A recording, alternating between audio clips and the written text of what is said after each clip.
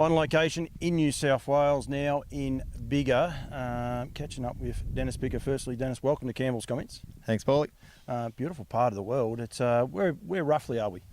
Well, yeah, it's I suppose it's an hour from Goulburn, about an hour and a half from Bathurst, and then to the west of us, Cowra is about an hour away. So it's in the middle of nowhere, really. But you know, you can get to those bigger towns in not too long of a drive. It's been a family farm and it's a family investment, and these horses that we're going to promote in a minute, they're a family. It's a whole family sport for you guys, isn't it? Oh, it is, yeah. All started with Mum's family, like the Hewitts, and then yeah, Dad got into the horses, and now I've followed along as well. Yeah. We spoke briefly just there before about, I suppose, the evolution, if you like, of training, and we have a little bit of a giggle. You've got, you know, just about everything here, and at one stage you were training up to 30 horses, but just the way the sheep farm's gone and the business has changed, your business model, if you like, for harness racing has changed too. Yeah, it just had to. It was sort of got a lot more busier on the farm, and had to go that way. And yeah, like you say, we've got everything here to train horses again tomorrow, but it's probably not going to happen in the near future. So just to keep an interest in the sport and a tab on things, we've just sort of slid over to the breeding side of it and put a few through the sales. These two that we're going to talk about in a sec, they've been pinhooked through the Yearby sale, but effectively next year you've already said you're going to probably have 7 horses for next year. So it's a fair income commitment from the Picker family. Yeah, that's right. We just had a bit of bad luck this year and didn't end up with any yearlings ourselves.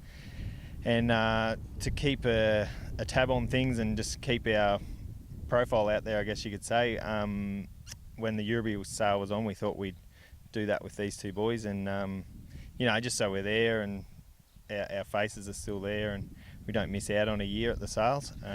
So yeah, we'll just do this year, and probably won't be something we look to do as years go by. We'll just hopefully have your own breed come through. Breed our own, but this year we're just a bit light on and wanted to keep down at the sale, so we just try these two this year. Yeah, two Warrawee needy colts. Firstly, he leaves the stamp needy. You look at your two horses; they're both different. One's a plain bay, one's called Flash for a reason. You don't have to be rocket scientist to know how he got that name, but temperament, that's his stamp, isn't it? Just so quiet, so lovely pair of colts to deal with. Yeah, like I said to you earlier, we had them out, and I said I haven't done a lot with these two. That's just them, and they really are good to do anything with. Yeah, so obviously that must be coming from Needy, I think. The first bloke, he being out of Lombo La Fe Fe, champion mare herself, done it in the breeding barn. He's got the looks. He's going to attract quite a bit of attention. Oh, I think he will. She was a champion filly. I remember winning the tiara and all that when I was only a young fella, and you know, she was just the best thing going around at the time. Champion mare, and he was a champion himself, and he just looks, you know, a neat little colt. So yeah, you never know, do you? He's very easy on the eye to look at, but to parade, he just walked out here, just stood there for a couple of photos, and he's just a lovely colt. The other horse is well, I was going to say he's a half to Ameretto. He's probably a little bit closer, because I'm pretty sure $1 Million Cam and Warrawee Needy are similarly lined bred. Flash, very athletic type, very very showy sort of type of horse. He is. We bought him for those two reasons, I guess. Like, he's Ameretto's brother, and she's a champion mare, and he's a flash little bloke. So I just thought, well, he should stand out at the sales, and anyone goes to the book and has a look at his page, well, the first thing they're going to see is Ameretto, and he's a half brother. So yeah, he's a nice colt too. It's funny, we forget about how good these horses are. You say about Lombo La Fe Fe and what a champion 2-year-old she was, 2- and 3-year-old horse, and then's done it in the breeding barn. Plus she has a pedigree behind her.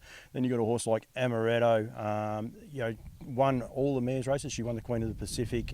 She ran second in the Norm's Daughter in Western Australia. She went everywhere, but she ran second in a Vic Cup. And from memory, I'm going from memory, I reckon she ran 5th in a Hunter Cup that was littered with champions as well that year, and she was unlucky. Ameretto was a seriously high-class racehorse, not mare. Like, she was a super racehorse, wasn't she? Well, yeah, she wasn't just, like you say, she wasn't just winning the feature mares races. She was putting it right to the best of the boys at the time. So she was a serious horse for sure. Anyone wants to get a look at these horses, Dennis, obviously we're a little bit out of the way, but yeah, if they want to come up here and have a look, get in touch with you guys. Yeah, anytime. They're here now and close by at the stables, so anytime. And yeah, like look, they're probably not going to be overly dear yearlings. These two, they're sort of like a working class man. Yep. Those type of horses, you know. But they're paid up for all the New South Wales. They're New South Wales breeders and blue. Both of those are eligible for that, plus the Rich Nutrien race series as well. So as far as their incentives go underneath, it's ridiculous not to look at them. Oh, I think so. Like I say, one's a brother to a champion mare, and one's out of a champion mare. So and Needy's just starting to stamp his authority now. I reckon. Like there's a few starting to get going. So.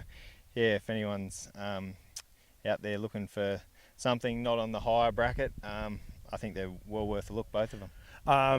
The sale starts March 3rd with the parade. I know you guys will be there before, and it's a weekend. Of course, it's Miracle Mile weekend, and then the sale starts on the 5th. But it is more than that. You've had a great association with Bardo for many times, and you were there last year. It is more than just get to the sales on the Sunday. It's something that people need to get to and enjoy and experience in Nutrien way, don't they?